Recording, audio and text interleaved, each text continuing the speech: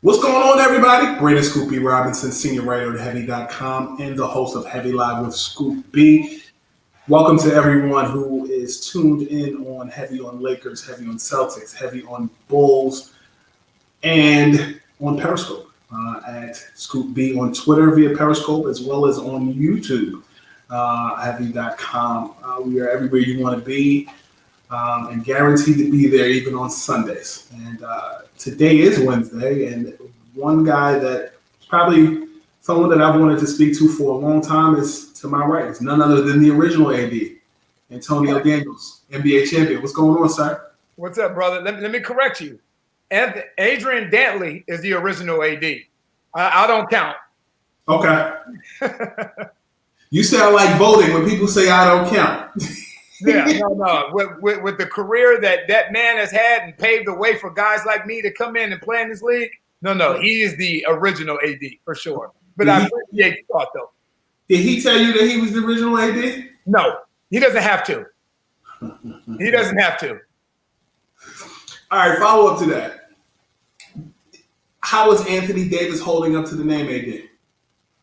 Oh, man. He's special.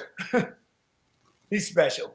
There's not much that I can say about Anthony Davis that has not been said. And he continues to show different elements of his game. You know, last night, the move that Frank Vogel and the coaching staff made to put Anthony Davis on Jimmy Butler after Jimmy Butler just came off of a historic game in Game 3, a 40-point triple-double. And he took the challenge. I love that. How many bigs in the league can you honestly say have the agility, athletic ability, size, and quickness to stay in front of and bother a guy like Jimmy Butler for a full 48-minute game? You know, it's almost like when he goes to the Lakers, he obviously has grown, but his legend continues to grow the closer that he gets to an NBA championship. Antonio, you recently, I'll say within the last year, you sat down with a buddy of mine, a writer in Landon Buford, and you said that Anthony Davis does not remind you of Tim Duncan. Mm-mm. Why? Because they're two completely different players. You know, two totally different players. The only way that they will remind me of each other would be their mannerisms to a certain degree. Even though Tim was not even as Anthony Davis doing, the things that he does and, hitting buzzer beaters and so on and so forth. Like, that's not Tim. Tim hits buzzer beaters and he walks off the floor, but their games are completely different. I still laugh with Tim about today that he didn't have one athletic bone in his body. That's what enabled him the opportunity to play so long. He never had to recreate himself. So he was the big fundamental from Wake Forest all the way till he was done playing with the San Antonio Spurs. Anthony Davis is a flat-out athlete. He is a flat-out athlete. Yeah. Their skill sets are similar in the fact that they can both shoot the ball. They're both very smart, great rim protectors, and great teammates. But their games in particular, they don't parallel to one another to me. Is Kevin Garnett more of a fair comparison? Yes. Even though Kevin Garnett is, definitely a more fair comparison, but Anthony Davis's skill set is even different than Kevin Garnett's. Anthony Davis is a dude that at one point was a point guard, and you can still see that translate to today's NBA. He's not a big when he gets the ball, you're thinking, man, you better get rid of it. You're comfortable and confident with him having the ball in transition and making plays. How many bigs in today's NBA can you actually say that about? Not many of them. Not many. You are point guard, so you obviously understand point guard, and Anthony Davis transitioning from point guard to big man and having that growth spurt. You yourself, alum of St. Francis de Sales High School in Columbus, Ohio. You spent time at Bowling Green. You're smiling as I'm saying this, 93. Yeah, because it just reminds me how old I am. That's all. Don't ask, don't tell. So you were the 4th overall pick in the 97 NBA draft out of Bowling Green. What I find interesting, Number one is that you have, I guess that color is teal in the back, or not. I don't know. It's that mint, that Vancouver, not Memphis, that Vancouver Grizzlies jersey. That is a rarity right there. Tell me about, when I think of Vancouver, I think about the TV show 21 Jump Street. It was taped there. I didn't know that. You know what? Yeah, you just got me right there. You just got me right there. Okay. You know what's funny? When you think about Vancouver, you won't think about basketball. Okay. That's why they don't have an NBA team there anymore. Right. Because no matter what the situation was, they always came second to hockey. Mm-hmm. You know, I love the city. If anyone out there is listening and you have an opportunity to go to Vancouver for vacation, go. What makes it so special? It's beautiful. It is beautiful. It is a melting pot of different cultures, ethnicities, histories. Like it is a beautiful place to be. Beautiful place. And I'm from Columbus, Ohio. I'm from the inner city of Columbus, Ohio. So at 18 years old, 19 years old, graduating college at Bowling Green State University, and then getting drafted to Vancouver at 21 years old, and then going there and seeing a completely different part of the country that being from the inner city of Columbus, Ohio, I was never blessed to see or even know about. That place is beautiful. I loved it, but it is a hockey city. It's a hockey city. You talked about Tim Duncan, Mm-hmm. not having to adjust his game. I mean, in the past, I've sat down with Sharif Abdul-Rahim. I love it.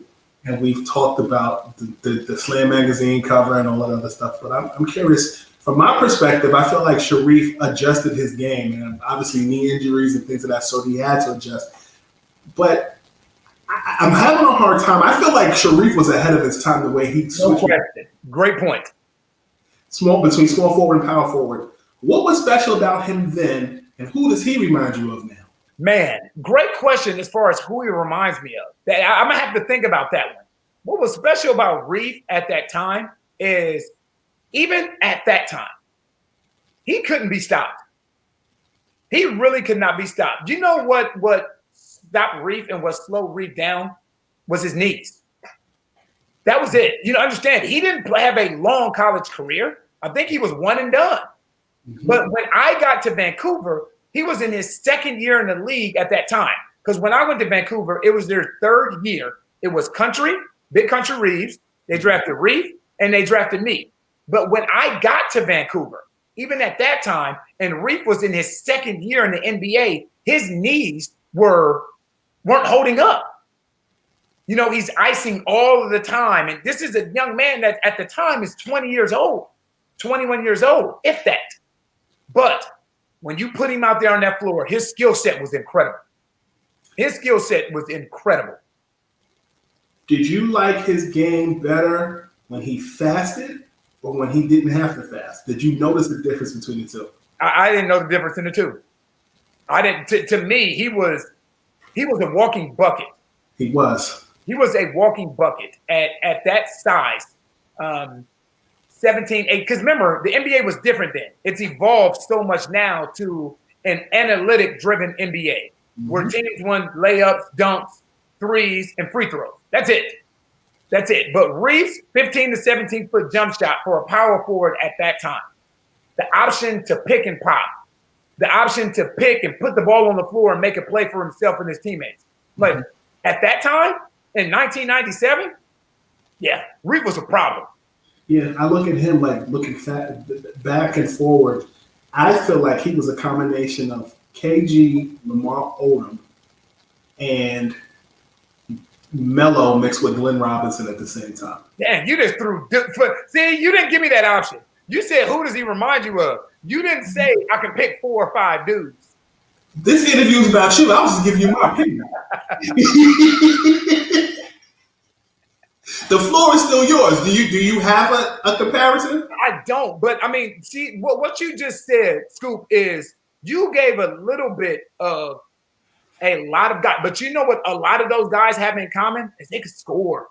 Yeah. They could score. You think of Melo, you think of Glenn Robinson, like these dudes could score. You think of the length and elasticity of KG, like Yeah, these dudes can store. Lamar Odom was another dude. I honestly feel like, even though he was really, really good in the NBA at that time, he was ahead of his time.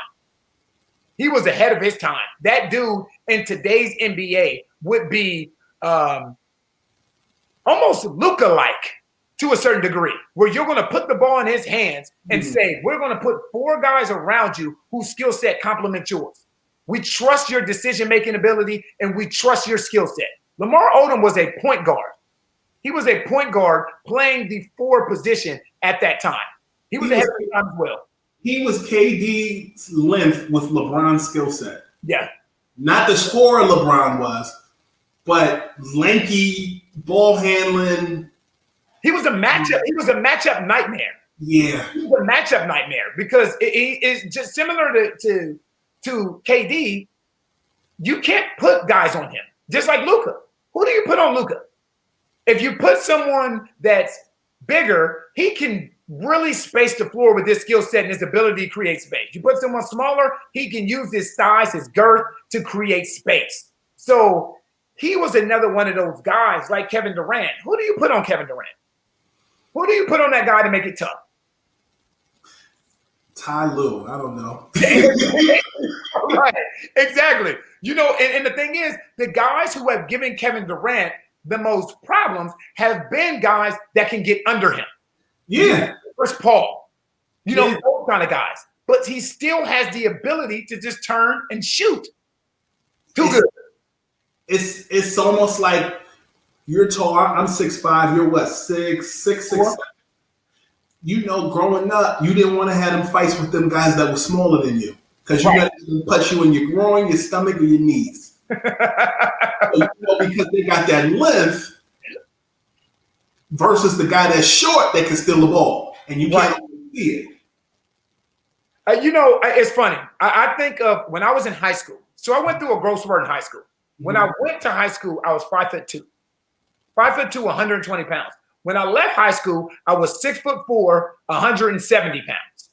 So I went through a huge growth spurt in high school. Okay. One thing I remember, my senior year, there was a guy in high school I literally hated to play against. Because when he was a freshman at another school, we were the same size. I grew to 6'4". He grew about 3 or 4 inches. So as opposed to being 5'5", 5'2", he was now 5'5", 5'6". I was 6'3", 6'4". And almost like Muggsy Bogues. You know, like you see pictures of Muggsy, he's never backed off anybody. He is right under somebody. So if you put the ball down, he's right there. And this dude in high school was that dude for me. Everywhere you turned, he was right there. So that's that small guy thing that you hate to play against with quick hands and quick feet, and they understand angles, and very, very frustrating to play against. I want to add this thought before I forget. When I look at Lamar Odom, to me, while you talk about or we make comparisons to who he is, in my mind, because I was a nerd watching basketball as a kid, I always compared him to Bob McAdoo. I feel like Bob McAdoo was ahead of his time. See, but now with the way that the game has gone, with the evolution of the game, there are so many guys that you can look back at throughout the course of history. I'm talking about even guys that didn't have like great NBA careers. You know what I mean? I'm talking about guys like Keith Van Horn, guys like Austin Crocier, shooting bigs that at the time were called soft. But in today's NBA, the ability to step out and shoot that basketball would be welcomed. So there's a lot of guys throughout the course of history that if we look at their skill set, we can say, man, you know what, this dude, regardless as to what was the eventual outcome of his overall career, was ahead of their time.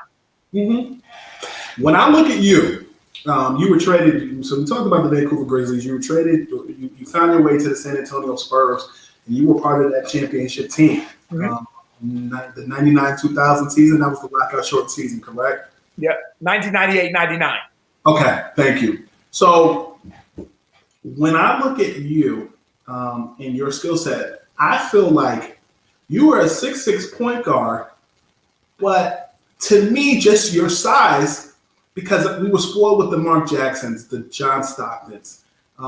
to me, you always look like a shooting guard, even though you were a point guard. Mm-hmm. But the thing is, like in Popovich's system, it reminded me in some respects similar to Phil Jackson, where the point guard was predicated, you played with big guards. Like when you look at Phil Jackson, Ron Harper found his way to the Bulls and then LA.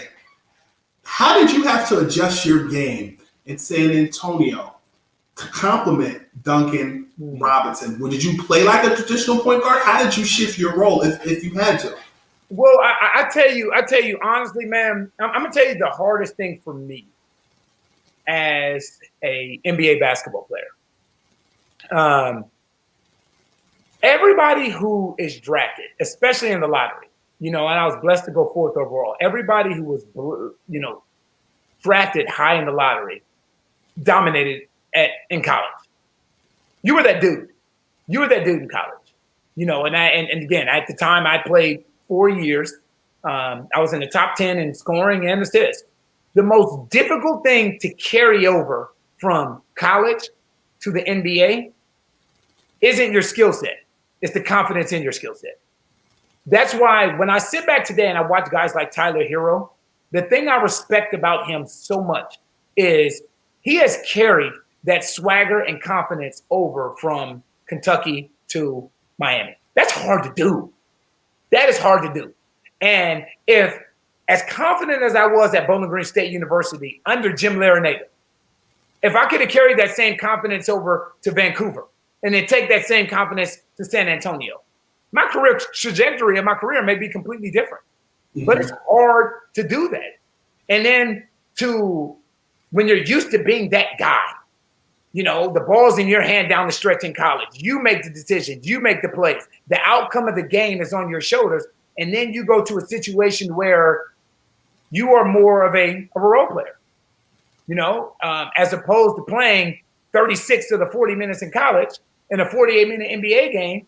You may play 20 to 25 minutes. Your confidence takes a hit. Your mentality takes a hit. So for me, I had to learn to adjust to the NBA game because the speed of the game is different. Scoop, when I got to college, the shot clock was 45 seconds. It was a 45-second shot clock when I got to college. It is? Yes. So think about how many times you can go through your offensive sets and not get anything, and then go through it again, not get anything, and go through it again. Take off 21 seconds, and you are talking about an NBA shot clock. The speed of the game, the athleticism of the players, the overall IQ of the guys. And for me to come into San Antonio is where I learned what the term professional athlete meant. And I think a lot of guys don't really grasp that concept. Playing with guys like Avery and David and Sean Elliott and Steve Kerr and Danny Ferry, Terry Porter, Jerome Kersey. All these guys were veterans, battle-tested that had been there before. And I learned so much from playing behind and with these guys. Yeah, Avery Johnson, I covered the Nets their first year in Brooklyn and kind of didn't end well, but just talking to him and picking his brain about X's and O's, I felt like I was in charm school where I was in a PhD program because I learned a lot and he's so passionate about the game. And then the voice tickles you, but once you oh man, don't even get me started. Hey, I still talk to Avery a ton today, and being the color analyst in New Orleans, he comes down to New Orleans a good amount.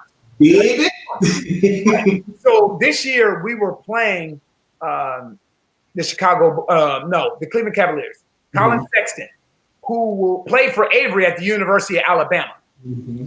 Derek Favors, who played for Avery. You know what I mean? In the NBA, though. Mm-hmm. So we're all after the game and we're talking. And I told them, there is no way possible. There's no way possible that I could ever play for Avery because when he gets mad, that twang comes out. The twang comes out, and I can't take you serious.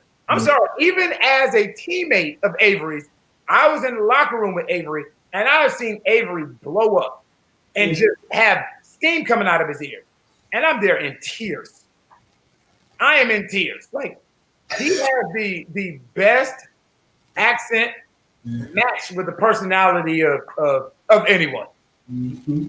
Tell me something. The New Orleans Pelicans. You do color commentating for them. Two-part question. One, what do you make of their season? And two, what do you think of their future? Oh, man. What do I make of the season? Disappointing because they did make the playoffs. And I know coming into this season that making the playoffs is one of the goals. Mm-hmm. But there are certain things that you have to put in perspective here as well. Health is everything in this league. I'm not telling you something you don't know. So when you start out the season and you don't lose a preseason game and you have all this momentum heading into the regular season, and then the number 1 overall pick and the guy who is the most touted since LeBron James goes down. That changes things. That changes things. Now, as opposed to having those high goals, you start out 6-23 on the wrong side of history, losing the most games in a row in New Orleans Pelicans history. But then there's a flip side to that, because then what comes of that is when he goes down, it gives guys like Brandon Ingram an opportunity to become that first-year NBA All-Star. You know, Lonzo Ball, slowly but surely growing into himself. And now you start out 6-23, and when the year is done, as far as the hiatus hit in the second week of March, you are still in a position to make the playoffs.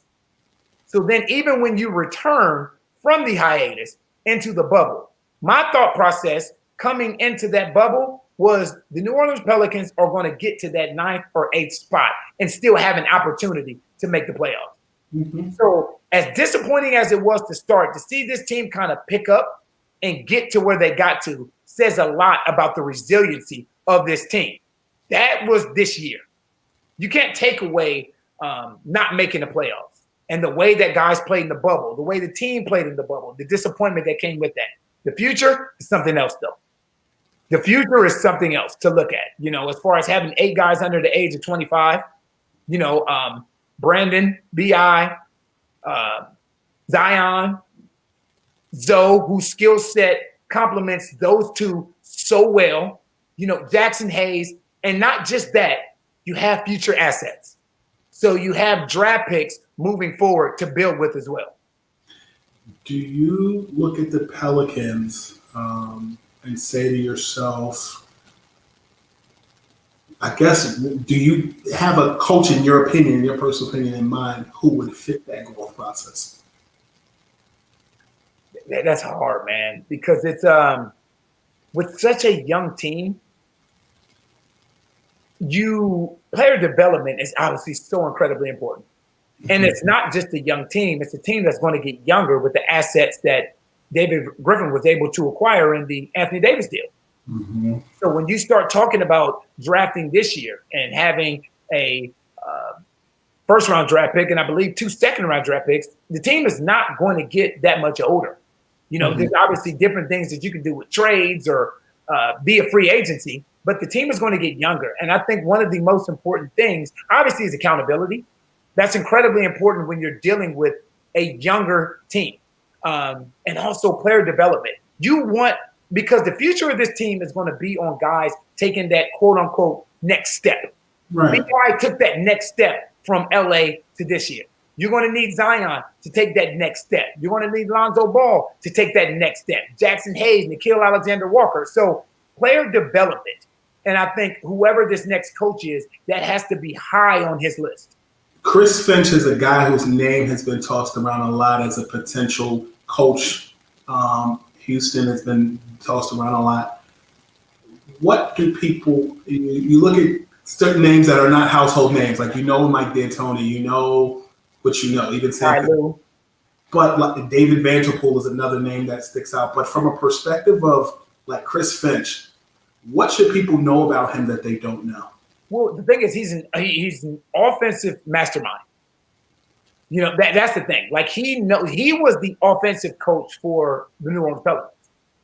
So the ability to get up and down the floor, the ability to have guys in shape, conditioning.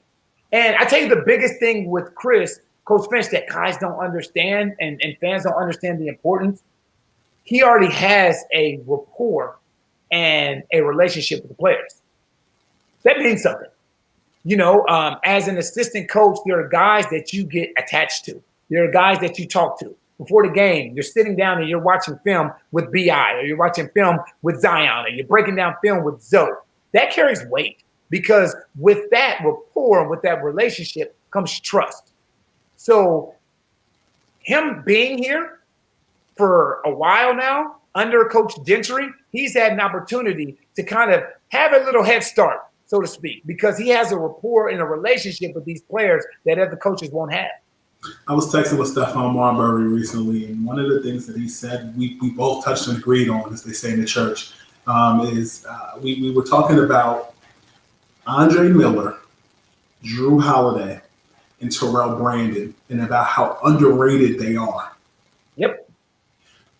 When you look at Drew Holiday, why is he so underrated? Because he's so quiet. Okay. Because he's so quiet. And here's the thing. It depends on when we say underrated, who are we referring to? Because he's not underrated with his peers. That makes sense. You know, like he's underrated in the media because he's not flashy, you know, but talk to his peers. You know, you've heard Kevin Durant. I've heard Kevin Durant. I've heard Damian Lillard all say that Drew Holiday was the best individual backcourt defender in the league. And when we are talking about those two guys, we aren't talking about role players. We are talking about high-level elite scorers. For Kevin Durant to say that, for Damian Lillard to say that, there's 450 dudes in this league. Mm-hmm. And for them to single out Drew Holiday and say, look, man, there's nobody in this backcourt that can defend like Drew Holiday can. That speaks volumes when it's coming from guys of that magnitude. Chris Paul is the attention of many NBA teams. I've counted it's about 7 or 8. Do you like him in Oklahoma City? I like him in Oklahoma City if it depends on the direction you're trying to go. You know, and it makes you think because they offered Billy Donovan a 2-year deal prior to even going in the bubble. Right. And he turned that deal down. And it kind of makes you question the conversation that was had. Was it a conversation basically saying, we have reached the ceiling with this Oklahoma City roster. What we're going to do, we're going to take a wrecking ball to this roster, starting with Chris Paul. Danilo Gallinari is a free agent. Maybe Steven Adams. And we are going to start over with the amount of assets that we received in the Paul George deal. So now, as opposed to retooling, now you're rebuilding. And I don't like Chris Paul in a rebuilding situation. I don't like him in a rebuilding situation. I love him in a contending situation. I think that he deserves a better outro than to be put in a position to lead, to have to be heroic every single night at his age with all that he's accomplished. You know, but he's also still good enough to be the difference from a team that is a quote-unquote borderline contending playoff team. He can be the difference between making them a championship team. I was on a podcast in Oklahoma a couple weeks ago, and I said I used this Erykah Badu analogy. You know, Erykah Badu likes to be a doula. She likes to help in the delivery, to taking care of the baby. I said they're going to take this phrase and run with it. But Chris Paul is the NBA doula. He's able to take care of young teams and make them special. Right. And that's what he did in Oklahoma City. I told people before the year started, if Chris Paul stays in Oklahoma City, they'll make the playoffs. Because I was blessed to play with CP in New Orleans. And I tell people constantly, he's one of the best leaders I've ever seen. And he had an opportunity to go to Oklahoma City this year and completely recreate his image. Think about what was perceived about Chris Paul. Because remember, in Lob City, it was DeAndre Jordan and Blake Griffin, and they don't get along well with Chris Paul. Mm-hmm. Then you go to Houston, and then it's, him and James Harden, their relationship is unsalvageable. So now people start looking on the outside like, man, the common denominator here is Chris Paul. When I played with CP in New Orleans, the thing I loved about him, and this is what leadership is, he holds you accountable. When you don't do what you're supposed to do and you're not where you're supposed to be, he'll tell you about that. And a lot of times guys don't accept that very well. Right. And that's what you saw going in Oklahoma City was a situation where him and Billy Donovan worked together. This was the first time, because I was with Oklahoma City the previous 4 years prior to coming to New Orleans this year. This was the first time in Billy Donovan's 4-year tenure that he's had an opportunity to coach. And what I mean by that is every year, one of his top players is a free agent. Kevin Durant was a free agent, and then Paul George was a free agent, and then Russell Westbrook was a free agent. You know what it's like to coach stars during their free agent year? What you have to do, how you have to cater to those guys. So now you have Chris Paul coming in, who's already established, his contract is taken care of. You have Steven Adams, who's there, his contract is established, he's already taken care of. Shai Gilgeous-Alexander, and the thing that we know about Billy Donovan is he knows how to connect with young players. You're not a back-to-back NCAA champion by accident. So now him and Chris Paul were on the same level, and what you saw is the benefits of that, of them getting and accomplishing a lot more than a lot of people thought they would. What benefit? Because Shai Gilgeous-Alexander was already called before Chris Paul. During his time with the Clippers, he was just on a stacked squad, but you saw flashes of that brilliance. Coming in Oklahoma, some people may have thought that he would have been like in Chris Paul's way, and I didn't think that way. I think they each other. What benefit do you think Shai Gilgeous-Alexander has from playing under Chris Paul? Cool. The benefit of learning more than just playing the game, but thinking the game. And that's what Chris Paul forces you to do. Anybody can go out there and hoop. I played with a whole bunch of dudes that can go. And I think one of the worst things that I've heard as a young player growing up is coaches saying, don't think, just play. No, you have to be able to do both. You have to be able to think and react. Sure. And what Chris Paul forces you to do is think the game. He is not a selfish superstar. He's a selfless superstar. So there's certain games where he'll have 4 field goal attempts, and he'll allow Shai Gilgeous-Alexander to do him. He'll allow Danilo Gallinari the opportunity to do him. But when that opportunity presents himself for him to be the all-star and superstar that he is, he takes advantage of it. So Shai Gilgeous, I don't think he could have asked for anything better than to be tutored by a guy like Chris Paul in the twilight of his career. And that'll pay dividends, especially when Chris Paul's gone. It's like Vince Carter in Atlanta and Jamal Crawford if he returns to Brooklyn. $1 million question. The internet says that Oklahoma City Thunder is interested in you. If offered the job, would you take it?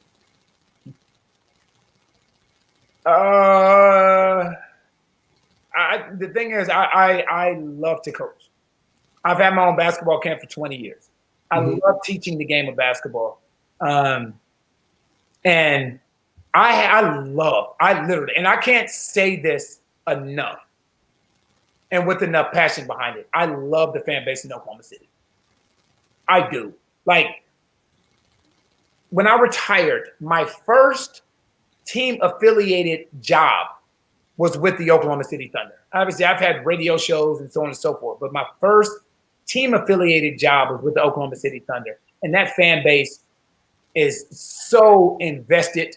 They are so passionate. And I love that fan base in Oklahoma City. And I know Sam. Sam Presti was the video guy here in San Antonio when I was a Spur. So I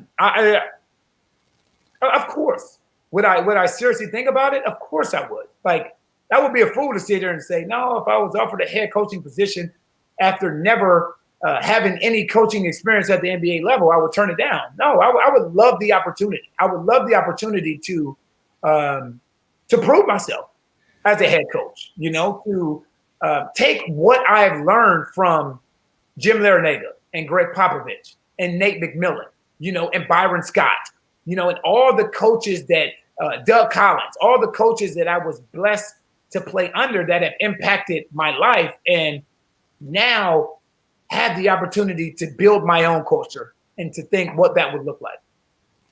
I leave that portion there. Cheering for you on that level. When I look at the NBA at large, you're seeing the 90s guys now get head coaching positions, Steve Nash with Brooklyn, even to the perspective of Jerry Stackhouse. Right. And a heck of a coach, too. What you said? Jerry Stackhouse, a heck of a coach.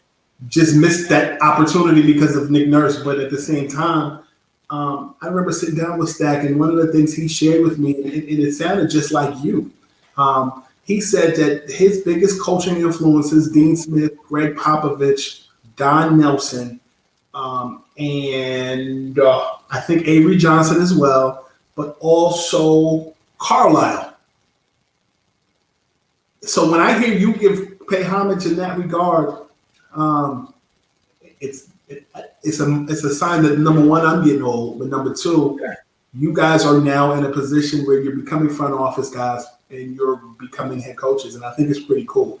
Yeah, realistically, it comes down to a point. All you need, like it is in anything in life, the most important thing we have in life is our relationships.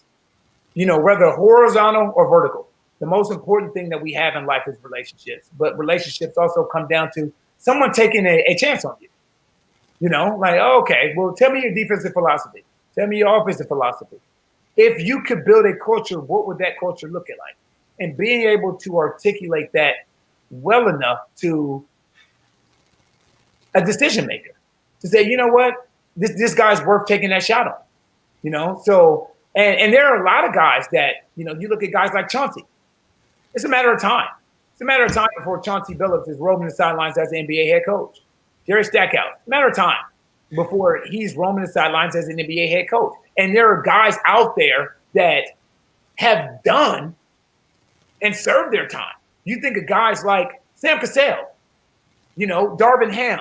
There are so many guys out there that, because Darvin Ham is coached under Bud. Bud was under Pop for a number of years. Sam Cassell has been under Doc Rivers. Like, what better can you ask for as far as learning every day and also learning how to lead, mold, and guide young men? So it's a lot of players, even players like myself that have never coached like that before. And there are a lot of players out there that are deserving, that are out there, basically in the trenches every single day that deserve an opportunity as well.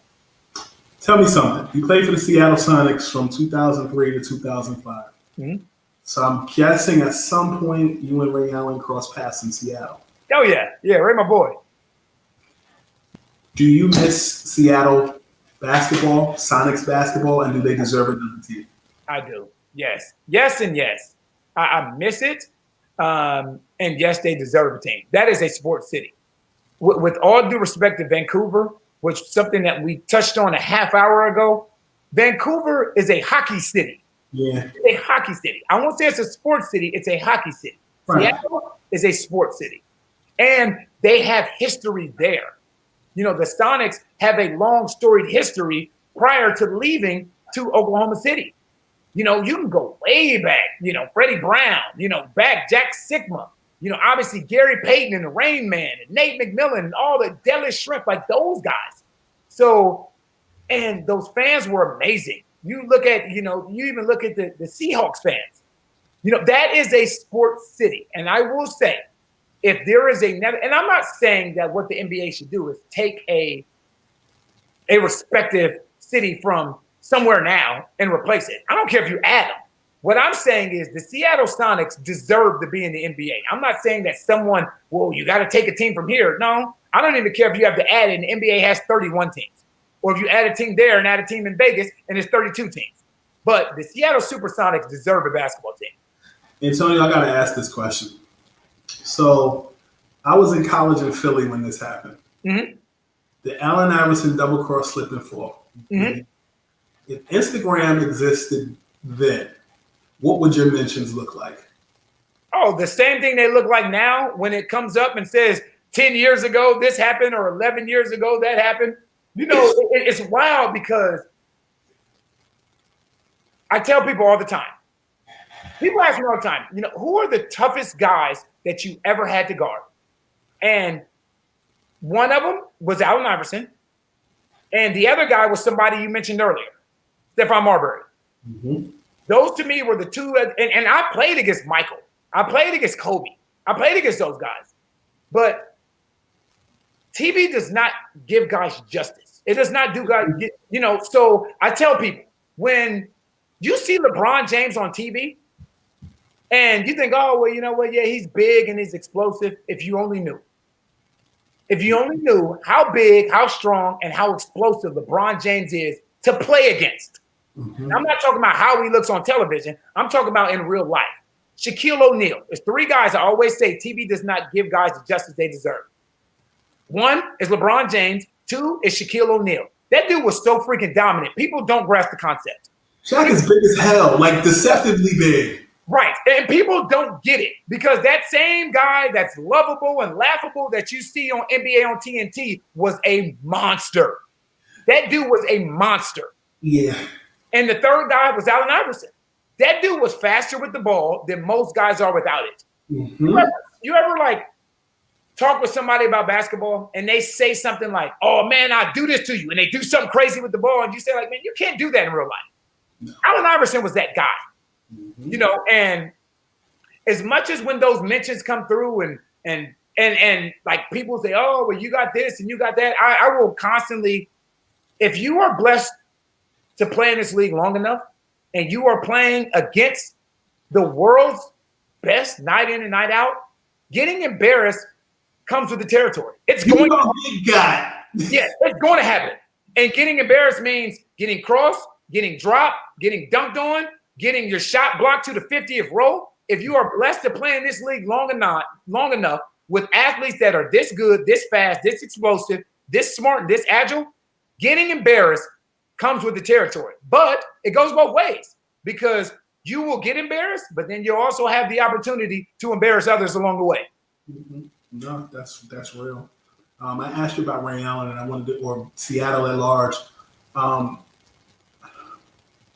When I asked you about Sharif Abdul-Rahim, mm-hmm. how he had to adjust, and then you talked about previously a half an hour ago about Tim Duncan. You said he never had to adjust his game. When I look at Ray Allen, I see Ray Allen in spurts. I see Ray Allen playing like Jesus Shuttlesworth in Milwaukee, and then going to Seattle, and then going to Boston, and then Miami. It felt like he made that transition in between Seattle and Boston. That explosiveness shifted. When did you notice a shift in Ray Allen's game? Was it Seattle or was it after? Well, the funny thing is you can remember the earlier Ray Allen in Milwaukee and the UConn Ray Allen being like a hell of an athlete. Mm-hmm. Like, they're banging on folks. And then it came a point, I tell you the thing about Ray Scoop that I'll never forget. He actually taught me the definition of work ethic and what that really means. And I tell you what's wild is when and you've seen up close and personal the amount of work someone puts in, what they do doesn't surprise you. Mm-hmm. So when Ray Allen hits that shot against the San Antonio Spurs in Game 6, I kid you not. When I tell you I have seen Ray Allen practice that shot over 1,000 times. That same exact shot that he hit to beat the San Antonio Spurs in Game 6. Ray Allen was the dude that used to get to the arena, and I took this after I left Seattle. He used to get to the arena 3.5 hours before the game. So if the game was at 7, Ray Allen would be there at 2:30, 3 o'clock, or 3:30, 4 o'clock. So that way he was in key arena by himself, watching that ball go in alone. And I started going with him to shoot at the other end when he started doing it. Hence, I ended up having the best year of my career. But just watching him do as far as footwork is concerned, the same exact thing that he did there. Backpedal, because I heard so many people talking about it. Well, the wherewithal to know where the three-point line is, to be able to get his feet down and know that he was behind three. I have seen him do that thousands and thousands of times. To work on that when there's nobody else in the gym but him, myself, and a ton of ball boys just to rebound for him. His work ethic is unparalleled. Yeah, that's what everybody says. He was very particular, even the way he tucked in his jersey. The way he had his sleeves on. I think he had two, not one. He just was very particular. Do you think that when you look at his Celtics days and his Miami Heat days, it makes people forget about the rest of his career because he won championships there? Yes. Yeah, but that's usually what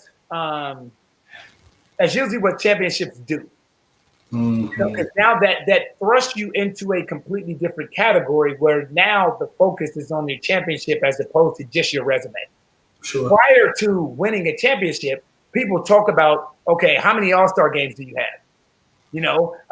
How many first teams NBA do you have? How many second teams? They talk about your individual accolades. Something in the championship round, and I think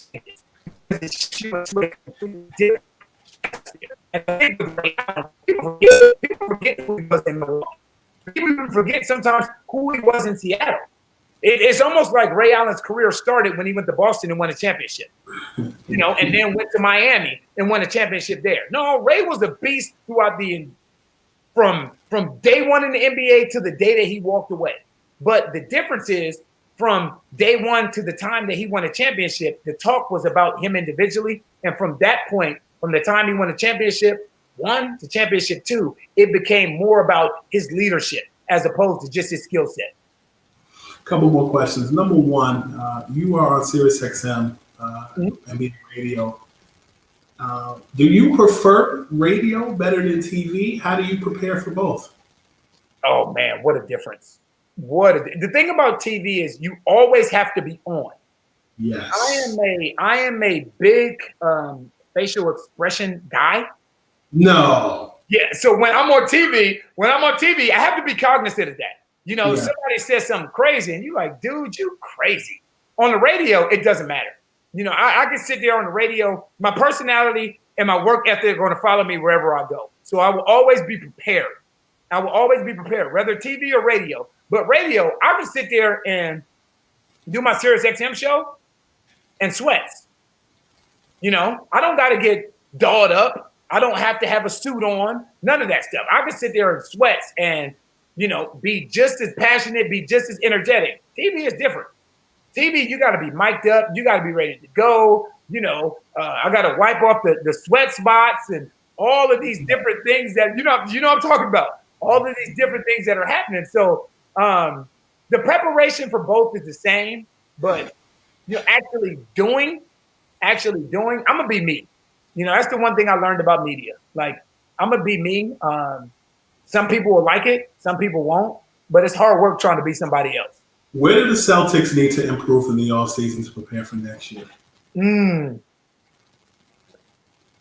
I think they've improved in the offseason by doing what they've done this year, first and foremost, honestly. And the reason I say that is because you can't expedite experience. You can't expedite it. And Jason Tatum, Jaylen Brown, Kemba Walker, Gordon Hayward, those guys have to learn to close games collectively.